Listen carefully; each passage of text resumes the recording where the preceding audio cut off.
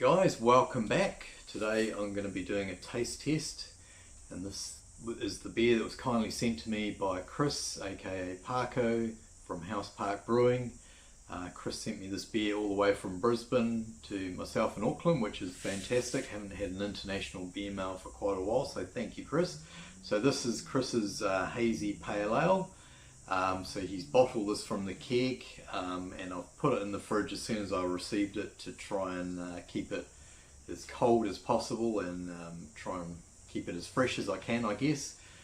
So thank you for this, Chris. So what I might do is we might crack it open first. Got a little bit of info that Chris sent me, and then yeah, just give a bit of feedback on the beer. But before we crack it open, so it was my birthday on the 15th, on Monday. And my son, besides getting me a couple of beers, he also got me this cool glass and spin the wheel on. And I said to him that I would use it when I did my next video. So here you go, Corey, here's the glass, thank you very much. And pour Chris's beer up in it. So it's got a little bit of a hiss, which is cool, and I can see bubbles rising up, so I think there's still some good carbonation there.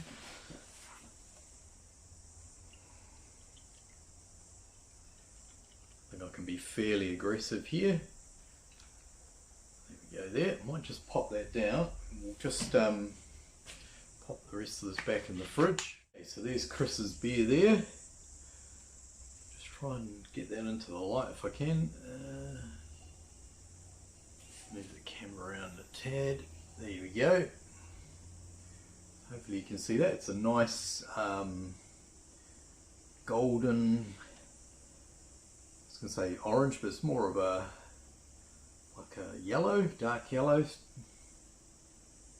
Looks fantastic in the glass, Chris. So it's hazy as you would expect.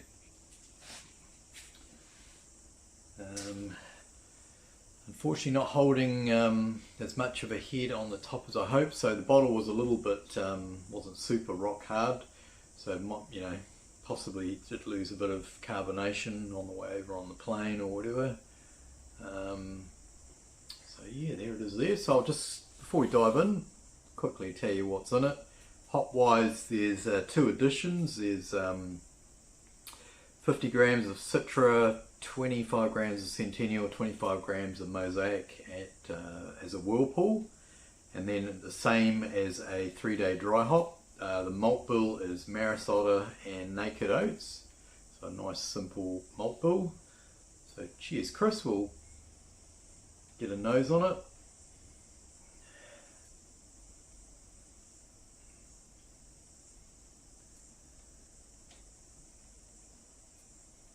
I'm getting some hop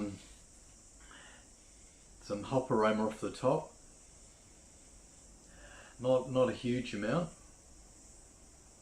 but it's definitely there. Sort of, I'd say, sort of bit of grapefruit and maybe some orange. And I can also smell that Maris Otter coming through as well.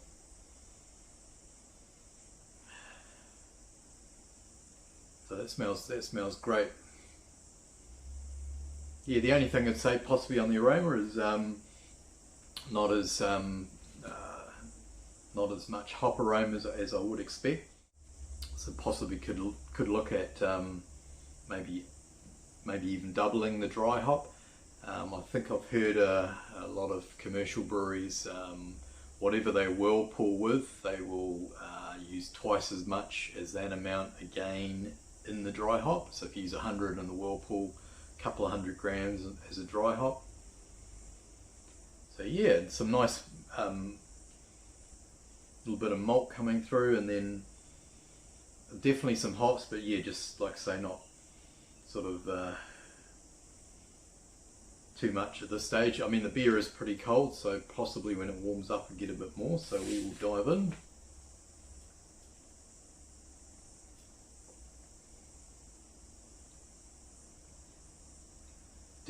Straight away is definitely more hop flavour coming through.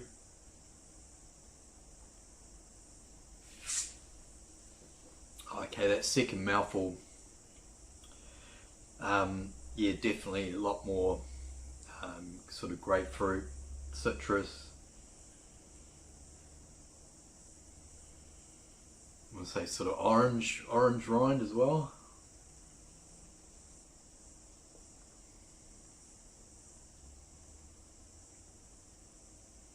Oh, that's nice, Chris. Yeah, it's got quite a malty. Most hazes I have generally got quite a light malt bill. It's quite nice to have a hazy with a bit more malt character from the Marisota, which is a fantastic standalone hop if you're doing a smash beer. So yeah, quite nice to have that little bit more, I guess, malt character rather than the sort of maybe traditional Pilsner malt. Bitterness is good.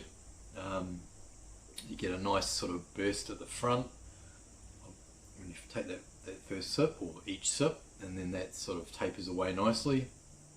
I think possibly, because this has come off the keg, the only thing I would say is, yeah, it's lost the carbonate, or hasn't got as much carbonation in the bottle as you would have had in the keg, which is a bit unfortunate, because I think a bit more carbonation would have helped deliver the hops a bit more.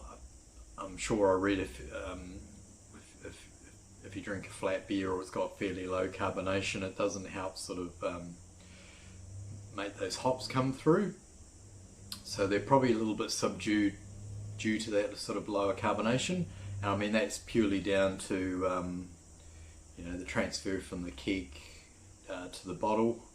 I bet if I tasted this on keg, it would be, the hops would be more in your face. Possibly taste a little bit fresher from the keg. It's always a risk when you transfer from keg to bottle.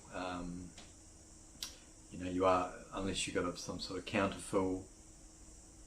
pressure filler, that you are gonna introduce a little bit of oxygen, and that's possibly just starting to have an effect, because I know hazies are super susceptible to degrading from any oxygen that gets in there. But having said that, from smelling it and tasting it, there's maybe a minute amount of, it's degraded slightly from the keg to the bottle, but hardly at all. Just grab the rest of the beer out of the fridge. I'm going to top it up. I can get pretty aggressive for the rest here. Oh, there we go. Kicked up a nice little head on the top there.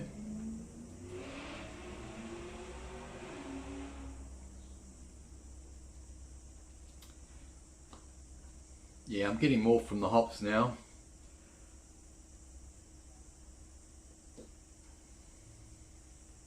Now it's warmed up a bit. Yeah, grapefruit citrus.